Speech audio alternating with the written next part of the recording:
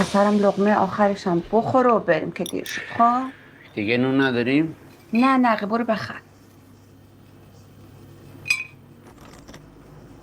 بیا مامان جان. گردو هم نداریم؟ بخور بریم دیر شد. شیر کاکاوت هم بخور. خب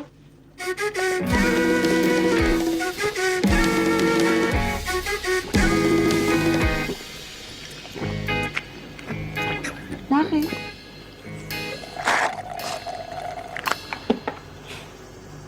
دارم بازم مامان. بپوش مامان جان. پسرم بله خوراکیاتو همه رو برات گذاشتم. باشه. خب یه لقمه گذاشتم.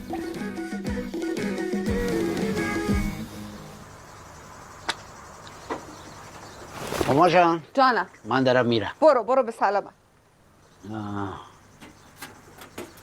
ماما جان جانم. من دیروز باشگاه بودم، عرق کردم، کمرم خوش شده، دولا نمیتونم بشم. این بنده کفش منو میبندی؟